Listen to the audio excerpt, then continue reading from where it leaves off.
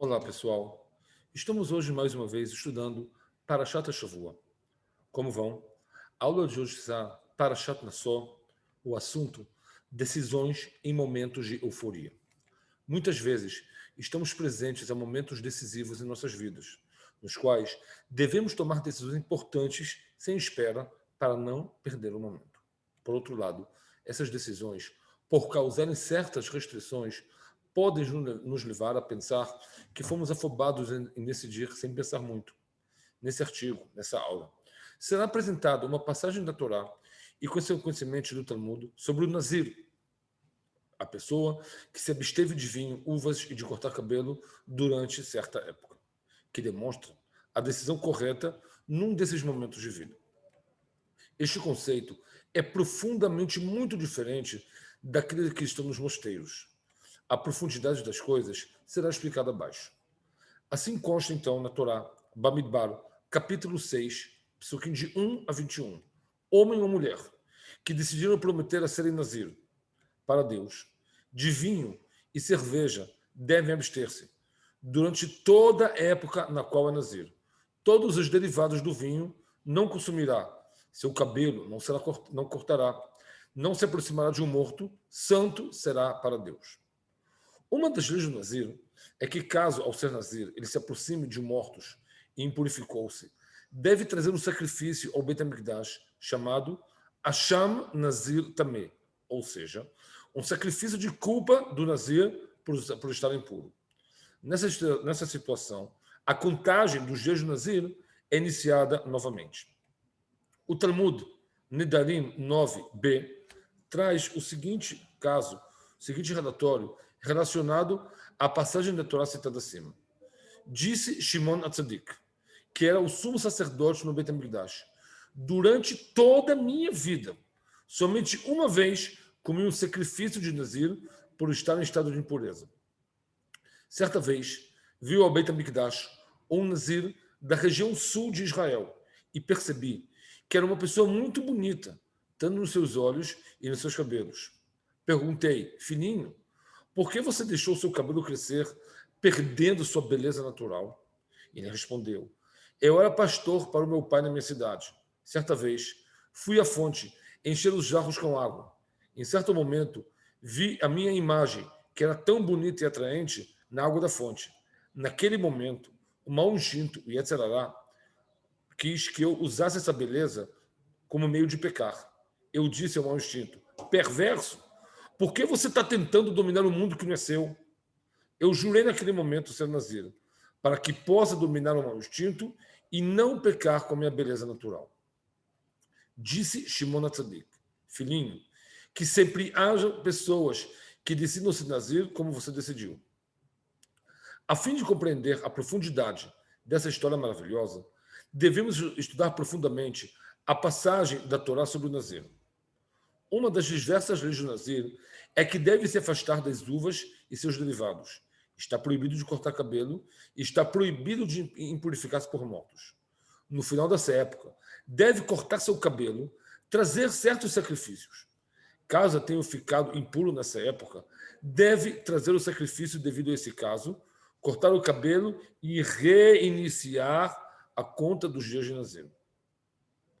O departamento de marketing da fábrica de automóveis alemã Volkswagen decidiu que em todos os veículos novos deve estar a seguinte frase: Volkswagen, porque você só vive uma vez. Em qualquer propaganda, o publicitário deseja, através da propaganda, que certa mensagem ou ensinamento entre no subconsciente do leitor. Que mensagem o departamento de marketing quis introduzir em nossas mentes? Digamos que seja verdade que realmente vivemos somente uma vez. O que isso tem a ver com a Volkswagen? A resposta é muito simples.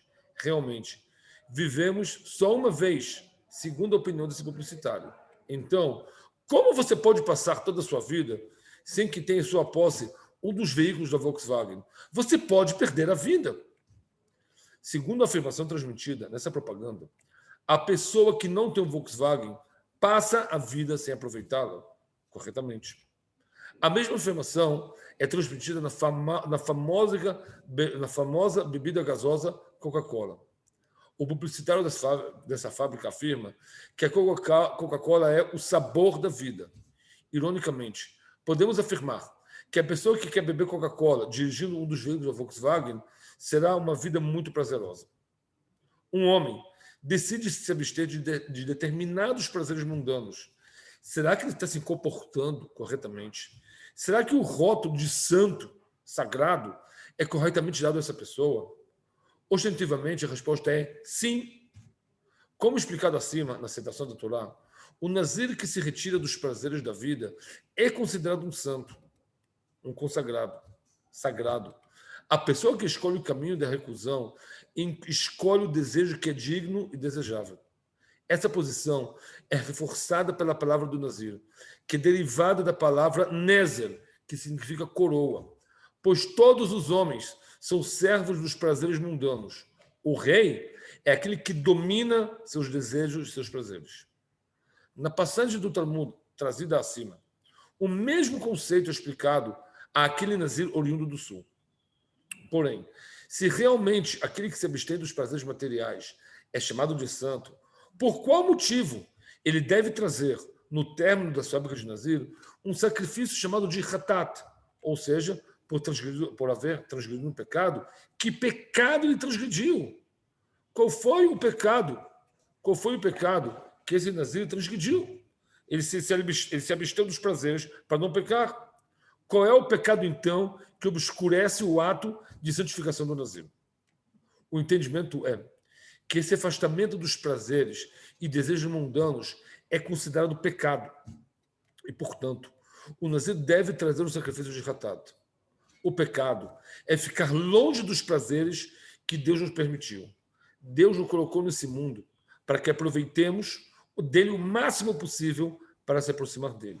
Realmente, a pessoa deve ter controle de como e quando usufruir desses prazeres, para que eles não sejam um meio de afastamento de Deus. Porém, decidir abster-se de prazeres mundanos, mesmo por um motivo mais elevado que seja, é considerado um pecado. Devemos usufruir dos prazeres de modo correto e não se afastar deles. Desse modo, como poderemos entender, então, a relação que a Torá deu ao nazir, chamando-lhe de santo? Como podemos entender, então, o relacionamento de Shimon HaTzadik àquele nazir vindo do sul, a tal ponto que disse Shimon HaTzadik que hajam muitos nazirim como vocês no povo de Israel? A resposta é que o nazir é simultaneamente um santo e um pecador. A figura humana que é desejada pela Torá é de uma pessoa que vive e desfruta da vida, dentro dos limites que a Halachá judaica impõe a ele.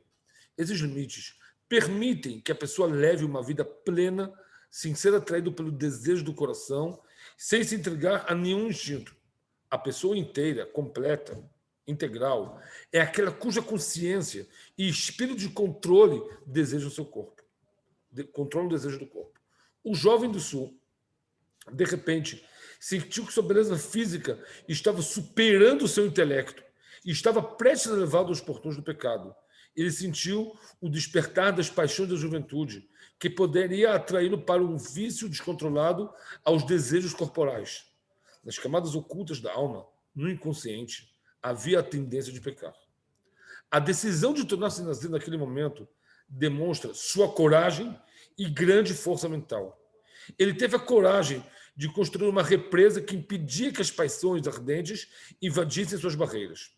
Ao abster-se de tais prazeres, ele deu o passo certo na direção do equilíbrio judaico e, portanto, sua ação é sagrada. Mas mesmo em momentos de euforia, nos momentos de seu sucesso em conquistar a vontade, ele deve sempre lembrar da razão que o forçou a quebrar. Ele deve se lembrar do pecado que não foi completamente removido de seu coração. Portanto, ele traz um sacrifício, hatat, como consta na Torá, Bamidbar, capítulo 6, passuco 11. Ao transferir os conceitos do citado acima para o nosso cotidiano, observamos o mesmo caminho. Vamos apresentar um exemplo que pode ser adaptado para muitos eventos das nossas vidas. Bom vinho é bom para uma pessoa e para a sua saúde. No entanto, um homem bêbado, que é viciado na gota amarga, se afoga em seu pecado, não angústia de seus desejos. Quem sente uma tendência para esse vício precisa urgentemente de reabilitação. Ele deve evitar até mesmo o pequeno copo diário, até sentir que controla a ânsia de beber. A tendência para beber é um pecado. O poder para lidar com isso é a santidade aqui do chá. No final da época de Nazir, está escrito na Torá, Bamidbar, capítulo 6, versículo 20. E depois, o Nazir beberá vinho. Os dias nos quais foi considerado Nazir já passaram, e é permitido beber vinho. Por que então ainda é chamado de Nazir? E é ordenado ele tomar vinho, já que ele pode fazer isso automaticamente, a proibição já terminou? Porque os dias das freiras, dos nazirim, trouxeram a ele ao equilíbrio mental. De agora em diante, ele recupera o controle de seu poder. A partir de agora, mesmo que ele bebesse vinho na quantidade equilibrada e saudável, ele permaneceu naziro, pois conforme citado acima, a palavra nazir é oriunda da palavra nezer, coroa. Ele é o rei que domina seus desejos. A campanha da Volkswagen nos demonstra que realmente temos oportunidade em cada momento, somente uma vez na vida. A questão é o que fazer com isso. Ou seja, tem certos momentos que vêm somente uma vez na vida. O que fazemos com isso? Fazemos com isso aproveitar o momento certo, na hora certa, para perpetuar o momento. Está escrito na Gemara, para terminar, que tinha um sábio chamado Palti Ben Laish. Ele estava vivendo junto, casado com uma senhora, que ele tinha dúvida e que não podia se juntar fisicamente com ela. Então, o que ele fez? Ele colocou uma espada na cama, que eles estavam juntos, no meio entre ele e ela, para ele não passar a espada e com isso não transgredir o pecado. A pergunta é, o que adianta haver colocado essa espada? Já que em qualquer dado momento ele pode pegar a espada e tirar, e pode cometer um pecado. Então eu pergunto a vocês, qual é o motivo e qual foi o objetivo de colocar a espada? Diz o Nefesh HaChaim, na verdade, ele pode a qualquer dado momento tirar a espada e fazer o pecado. Mas o próprio fato dele colocar a espada no meio entre ele e ela, para que não haja uma junção corporal, isso significa que ele fez um ato para perpetuar aquele momento que ele não vai esquecer daquilo pelo ato feito. Obrigado a todos. Shabbat Shalom. Tudo bom.